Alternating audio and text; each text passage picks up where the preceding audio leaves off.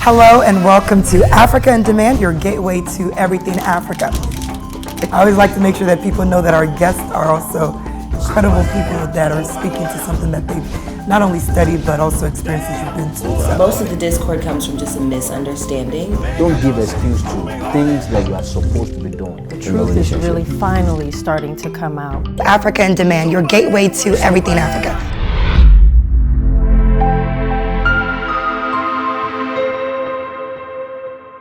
Hello and welcome to Africa in Demand, your gateway to everything Africa. I'm your host, BC, and thanks for joining me today.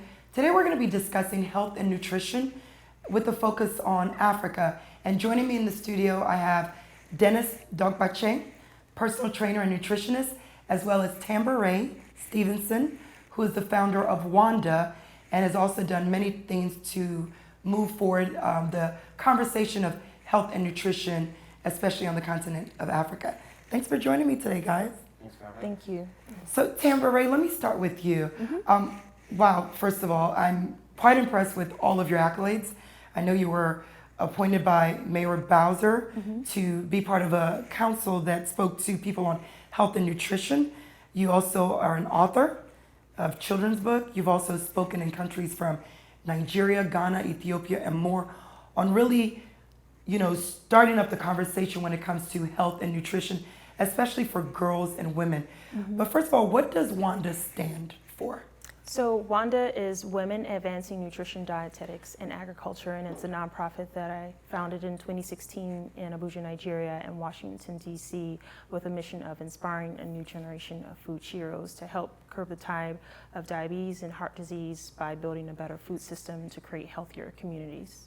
That's wonderful. And what I find fascinating is how you actually got into this line of, work and even the movement with your nonprofit. Do you mind sharing a little bit of that with us? No problem. So for me, it was many fronts. One, I'm a mom and nutritionist. My daughter Ruby was, who I call our Chief Inspiration Officer, was really the prototype of now our talking dog character, Little Wanda, around how we are missing representation in our children's literature, cartoons, and toys to inspire them to have a purpose and a passion and identity, that their heritage can be a part of their medicine, and how do we have more brown and black characters sharing that pathway and being better role models. And I also had the fortunate opportunity to attend the African Union Summit when it was themed around food security in 2014. And so that was supported through former Nigerian President Obasanjo, who had us as young delegates make a pledge on how are we going to make an impact. And I thought, within food security, what can I do? And WANDA was 2 years in the making from that time of this is what I can do, which is looking at how do we tap into our divine feminine power, how do we tap into our culture, how do we tap into our food ways as being the medicine that our communities need to be better for a better Africa in diaspora. That's wonderful. And Dennis, I know you've been training for quite some time. What fueled your passion to really get into this line of work, and why do you enjoy helping to motivate people to get in shape? It started at an early age of 14 when I lived in Ghana. I was moving around. I was doing hard labor. My uncle would never let me sit down for a little bit and let me sleep. I'll take a nap, go playing around, or end up doing stuff. So I was always doing something physical. So when I came here, actually my major was supposed to be IT, but I ended up falling for PT, personal training. I wanted to help people because I was already doing it before. I was helping people make a difference. I helped people move better, got healthier. I had clients that had heart attacks. They were on medication. I was able to take them off medication, help them move a little better.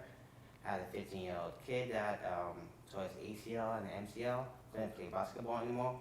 I was able to give him his range of motion back, and he was able to play basketball again. And ever since then, I just took it as a profession and started helping people. Yeah.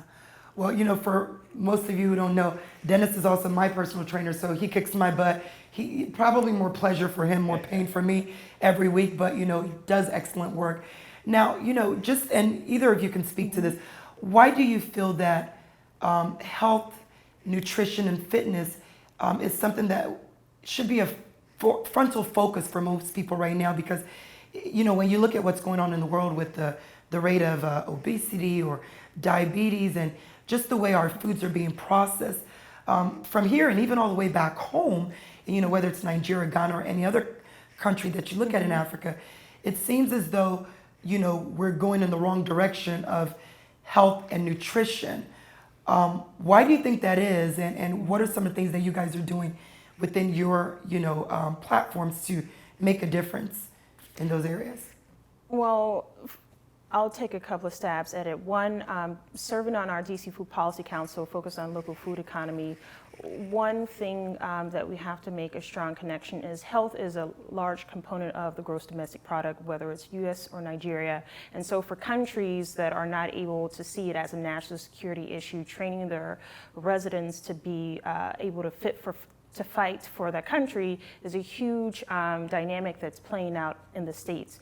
And on the micro level, when it comes to moms, aunties, nanas who are raising girls like little Wanda, that they're challenged with making sure that their kid can be alert and attentive and get their grades, and understanding that if you're not eating nutritious meals to wake up to start your day, that creates a drag in order for you to really achieve the goals that we want our children to be, which is leaders. And so in order to create those leaders, they need to be healthy. And it is so disheartening when we see such investments, private school and tuition being poured into our children, only for them to be obese by 10, which I've seen a young boy in Lagos, and the outcome of his lifespan by 40 will be grappled with plaguing health issues that will reduce his productivity and ability to make an impact that his parents wanted. So I think when we look at the long tail impact of it, we may not see the immediate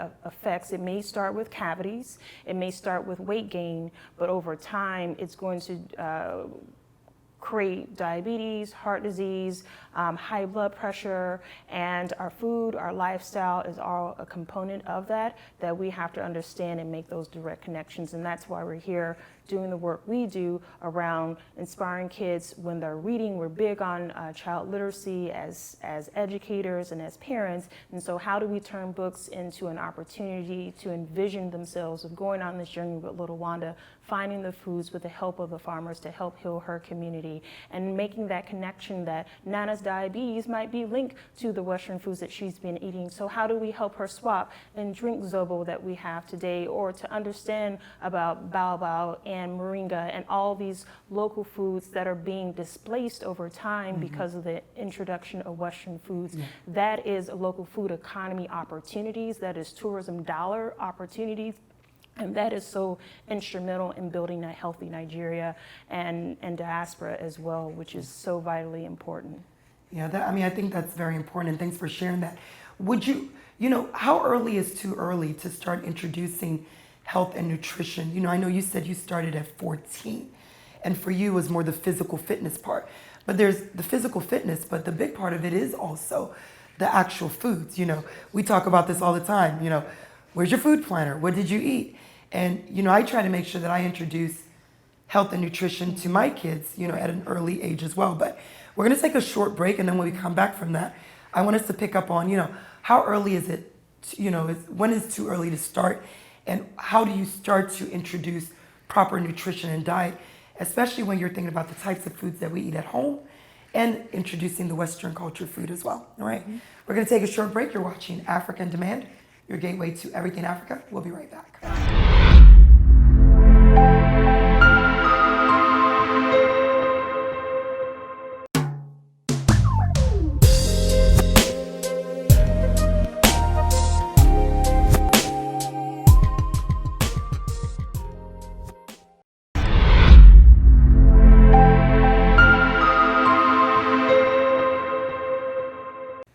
Hello, welcome back to Africa in Demand, your gateway to everything Africa.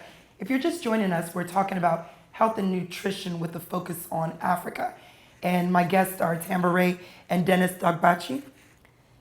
So one of the things I wanted to quickly ask you, Dennis, is how early should we start introducing the conversation on healthy eating and healthy lifestyle, equal balance of both to, our children?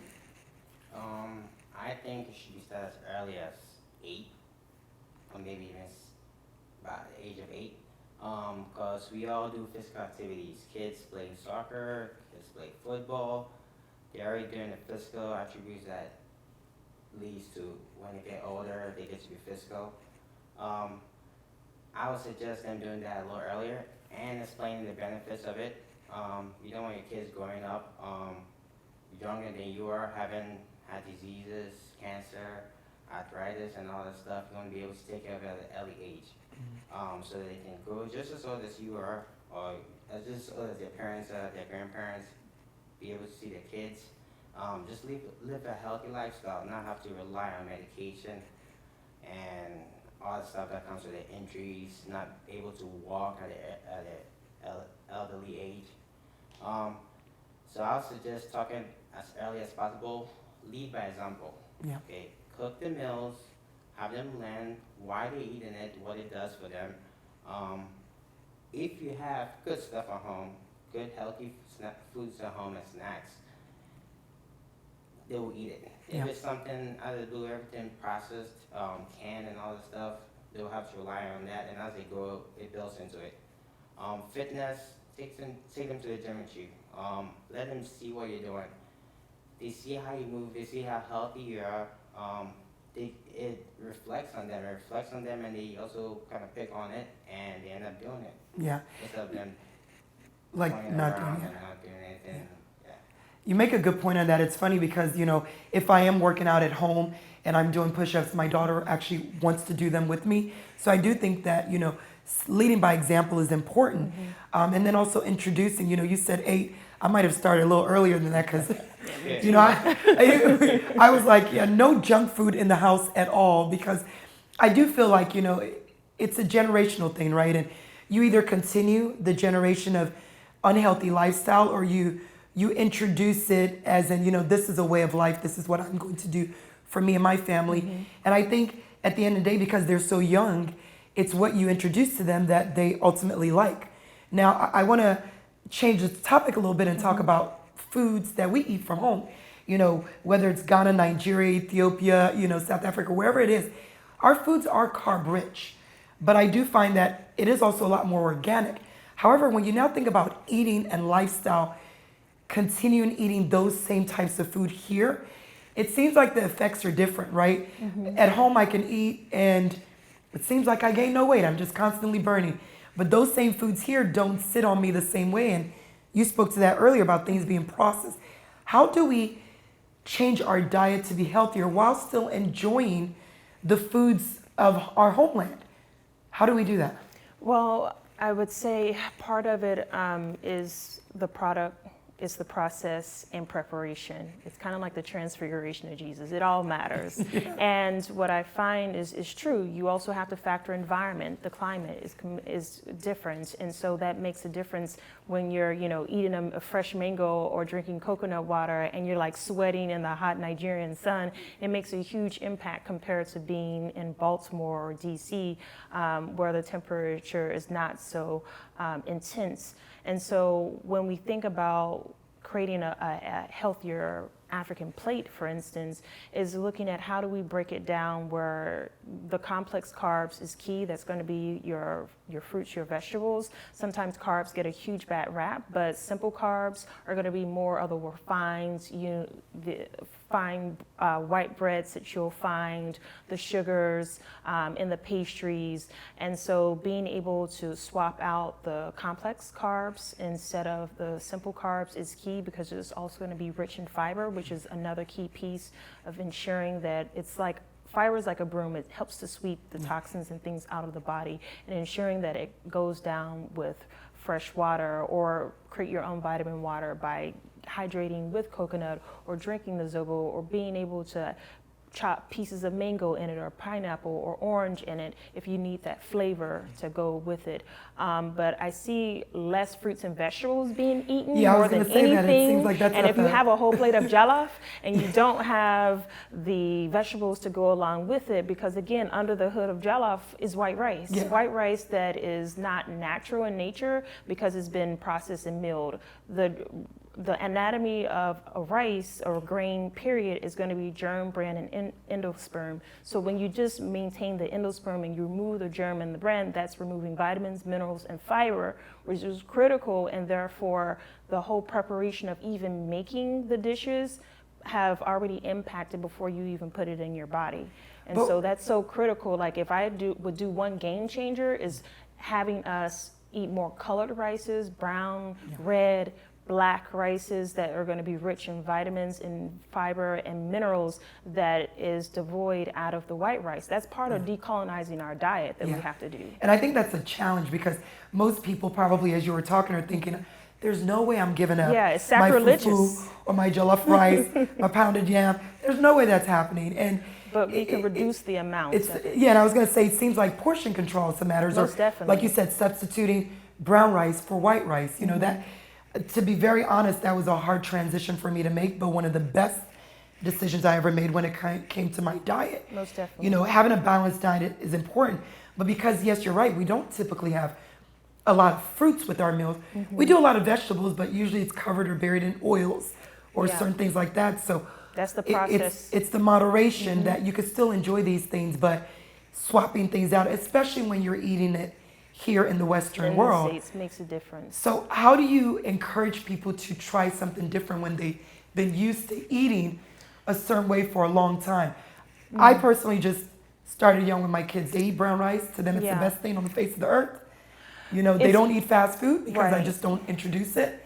But when you're older, you're already set in your ways. How do you start to have that conversation? A little bit. So my other degree outside of nutrition was health communication, understanding how to communicate with people to meet them where they are, to help change their behavior. And part of it is understanding for a child, where are they? Are their goals to be in sports? How is the food providing the provisions you need to get on your purpose-filled journey?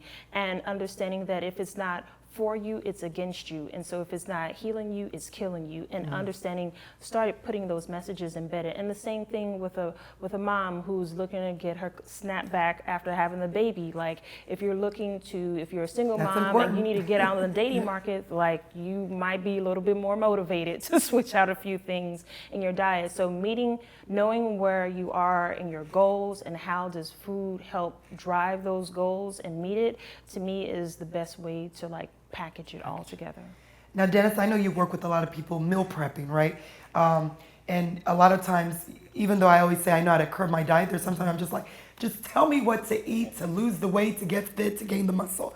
But how do you normally go about educating your clients on meal prepping, especially if they're, you know, from Africa and they're used to eating the types of foods that we eat, and they want to still be able to maintain that and not lose the flavors of the things they enjoy? Okay, first of all, I'd like to remind them the difference between back home and the USA or every foreign countries. Back home, we're very active. We move around, we walk around, we don't sit on a car, we don't drive to work and come back, we always walk. If you're not walking, you're playing some type of sport, we're cleaning, we're building, you name it, we're very active. In the States, all we do is drive to work, come home, eat, watch TV, and sleep. And what happens is that food back home is always natural. Okay, my aunt always goes to market, buys food that's nice and fresh, nothing processed, nothing with chemicals in it. It's all organic. So we can eat as much as we want without gaining any weight. That's the difference between then and now. So I'd like to remind them, ask them, think about when you're a kid, what were you doing back home? You're eating this, it was organic. Think about what you did every day. Then you drive to work, blah, blah, you walk every single day. The difference between that and now is the stuff we eat here has a lot of chemicals, and we're not as active as we used to. So we have to make the sacrifice to minimize some of the stuff we eat over here, make good choices, and to make up for that activeness back home is by working out. At least 30 minutes to an hour each day. So would you say to still enjoy the foods we like, it really just boils down to portion control and the things we can substitute? Exactly.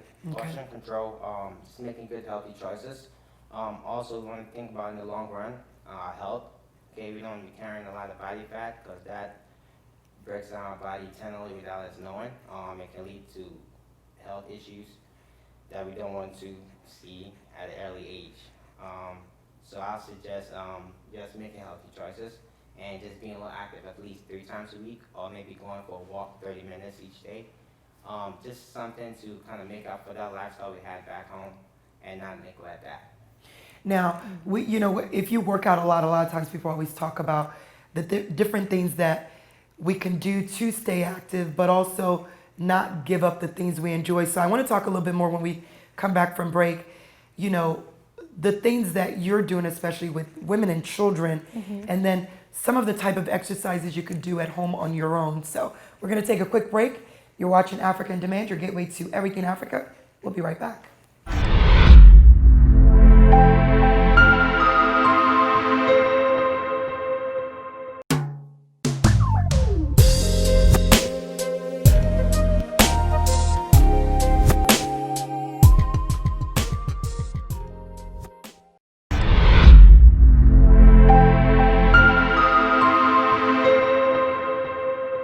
Welcome back to Africa in Demand, your gateway to everything Africa. If you're just joining us, we've been discussing health and nutrition with the focus on Africa. And before we went on break, I just kind of wanted to talk a little bit more about some of the type of things that people can do. Dennis, when people are not comfortable maybe going to the gym, what are some of the exercises that you recommend that they can do, maybe even in the comfort of their own home, or even how to start a healthy workout routine, if you will? Okay, saving at least 15 to 20, 30 minutes a day. Even if it's just watching TV, you can do a squat, you can perform a squat. A squat is simple. Squat is just sitting down, standing up 15 times, repeating it 3 times. Push-ups, mountain climbers, jumping jacks, even buying one of those 30-day videos, T90X, Yeah. like this stuff. Little stuff like that, just spending 15, 20 minutes of it every other day makes a big difference. That's good. And, Tamber, I know you came with a couple of things, and I wanted to dive a little deep because you wrote a book and you said your daughter was the inspiration behind that. And tell us a little bit about the book as well as your doll and why, focus on children and women is so important to the things that you're doing within Most your definitely. organization. So Where's Wanda is a bilingual book series that I created. I love books and really wanted to use it as an opportunity to have kids to imagine going and rediscovering Africa through the eyes of little Wanda and the women that she meets to help create the foods to help heal her community. And it's an opportunity to reach that commitment that I made at the AU Summit around how can food be a way to create Pan-African unity by her hopping to Nigeria, to Ghana, to Ethiopia, to South Africa, and the women that she meets. And we tell real women and girls stories, provide recipes, reading questions, and a bilingual story where they're learning African languages like Hausa and English in this one. And next, she'll be going to Ethiopia and Eritrea where kids can learn about English and Amharic. So the Where's Wanda book then spurred making the doll. It's a talking doll that teaches kids the ABCs of African indigenous foods. So from Aki to Sisyphus to languages, Amharic to Zulu, as well as the countries, all 54, even the most updated kingdom of Eswatini, formerly known as Swaziland. So we wanted to share that her BFFs, her best foodie friends, are like Baba Bao Bao or Yimi Yam or Omar Okra or Dimba Date, and how together they all help create the healing in the community and showing that our heritage is a part of our medicine. So people can learn more at our website, iamwanda.org. I think that's wonderful. And, it just goes to show that, what you introduce at an early age becomes what kids like. Most definitely. To have something like this, and her friend is what is her friend? Bao Bao. So it's in Bao Bao. 36 countries. Okay. 9 out of the 12 Bao Bao trees actually died because of climate change. And so in northern Nigeria, you'll find baobab trees everywhere. It's part of really the House of Fulani community. And if you saw the movie Avatar, like it's the tree of life. So it provides housing and food. You can make kuka, soup, like so many things you can make out of the baobab tree. That's amazing. And so, one of the things that I found very interesting about what you're doing is the fact that you get a chance to actually go all over the world and speak about this. Now, you currently were in, was it Ethiopia last or Zambia? Where? It was, trying to keep track, it was Nigeria last, but I'm heading to Ethiopia this year for the African Nutrition Society. We have a partnership with them with their conference, and how do we equip culturally relevant child nutrition education tools to nutritionists in the communities. So I want to kind of go a little deeper. We were talking about our foods, right? The things we eat. Would you guys say that there's really been a shift now with processed foods going home, and countries in Africa are evolving to where you are now finding that though markets exist, there are also a lot more supermarkets. And I was recently home, and I find that people are spending time buying things that are processed or frozen.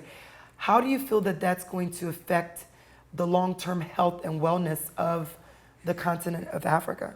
Was different sides to see it. I mean, cold storage has always been a key issue when it comes to preservation of foods, and so there is the upside of being able to reduce post-harvest loss and ensuring that we're able to have the frozen greens or whatever we need to grab and make a smoothie real quick. But at the same time, it does have real consequences for the markets and the women and micro food enterprises that will be displaced over time, and being able to find legislation and advocate for that, that we have policies to ensure that we keep women employed in the markets and build that either as a tourist opportunity, as an augmentation as we do with farmer markets in the States. But it's understanding that yes, with Western investments into the continent, that we're going to see more Western foods. We're going to see, as a nutritionist, you're being challenged with multiple labels coming from the Middle East, from Europe, from the US, all different standards. And how do you read labels and making sure that people can understand what they're reading? And some are in different languages. Yeah, and that's one of the things that I was going to say is, like, for example, Dennis, when you're doing meal preps with your clients, you're telling them to go shopping. How do you educate them on what to look for when they're reading labels of the type of foods that they want to buy? I try to keep it as simple as possible, because I believe if it's simple, they get it done. If it's complicated, they lose it. So I tell them to pay attention to simple things like the calories, the fat content, the sugar, the trans fat, and the extra sugar and fat added to it. What I do is most of the time I have them send me a picture of it front and back. Then I kind of critique it and tell them what's the best option. But basically I just keep it as simple, just to have them go through it the first time. Then as they get good at it, they get comfortable what they're eating, then I kind of take that stuff out. Yeah, because I think that's one of the hardest parts is understanding, because you could see something that it looks healthy in the package, right? But then when you flip it around, you're like, whoa, look at the sodium, or whoa, look at the sugar. Right. So it's not just calories, it's a combination of those different things and making sure that there's a healthy balance of it. Right, and then you also are dealing with adulteration of food products. Palm oil is a great example. Palm oil, that's pretty interesting. Yes, so palm oil in West Africa is more sustainable than what is being produced in Southeast Asia, which is contributing to deforestation, impacting orangutan habitat. And so the other part, when we look at Sudan 7 is being included in palm oil, like in Ghana. The Food Administration called out that people are trying to cheat, cutting the cost to increase profits. And so we want to ensure that we have naturally producing palm oil that is not being used with chemicals or added into it, that is cheating people of their health in order for companies to create more wealth. Wow. And so it's so important that we have to advocate for our local foods like palm oils and not have it caught in the mix of other products that can be found in other countries that are in different environments and processed differently. That makes sense. So what are some of the suggestions you give to people, Dennis, when you're helping them with meal plans, how to substitute better alternatives to, have a better lifestyle, if you will? I'll say paying attention to their calorie intake, using a food scale, eating the carbs early in the day, at least divided into half, sticking to protein and veggies in the evening. The reason why we have carbs early in the day is we are most active and we're able to burn it off later in the day. Yeah. Just doing that. It's funny you say that because my kids laugh at me because I'm always saying, I'm going to eat rice for breakfast. And they're like, how are you eating rice for breakfast? And the truth is, food is food. It's not like you have to eat breakfast food in the morning. And I find that when I allow myself to enjoy what I like earlier in the day, like the brown rice and my spinach or whatever it is, I can burn those calories throughout, and then I can substitute something like my fish and vegetables for dinner. What are some of the other alternatives or suggestions that you guys recommend as far as substituting or meals that you can eat that we like or enjoy, but cutting out those calories that we don't need? I mean, at the end, it's fresh and frozen are going to be way better than canned products. Also, making sure that we boil, steam, bake, or eat fresh our products to retain the nutritional value of those foods versus deep frying them. And so, if you're going to boil, making sure that if it's going to be water-soluble vitamin foods like greens, that you're drinking the juice either in the form of a soup or you're finding another way like sauteing the greens in a pan quickly, therefore you can retain those vitamins and minerals. Yeah. So sauteing, boiling, and you mentioned drinking like the liquid from the vegetables that are boiled. Most people don't know that that's blending nutrition, versus right? juicing, because again, you want to maintain the fiber, and the fiber is going to help sweep out any items that are not healthy for the body. Okay. Well, guys, thank you so much for joining us. Before we wrap up, Tamber, if you could just tell our viewers how they can find out about you, the great works you're doing, and maybe even how to get involved. Definitely. So WANDA is on social media, on Facebook, Twitter, and Instagram at IamWANDA.org, and our website is IamWANDA.org. We have our programs that we'll be releasing. WANDA will provide online classes, as well as creating a community for interactivity and keeping the conversation going around health and nutrition in African diaspora, as well as our toys and book products will be available to enhance our children's experiences, to turn them into better healthy eaters as well. That's great. And Dennis, like I said, you beat me up every week, but how can people find about you, especially if they're looking for a personal trainer or nutritionist to kind of help them with areas they don't know, because that's also important to a healthy balance? I'm located in Woodbridge. I work at an Expo Fitness. If you're around and you're local, you can stop by, ask for Dennis. You can also email me at dgbfit@gmail.com. Okay. dgbfit@gmail.com. Very good. Well, thank you guys so much, Dennis, Tamber, for joining us today. We can continue this conversation. And as always, you guys follow us as well as stay tuned. And, let's keep having these conversations with our children and even within our families of healthy alternatives.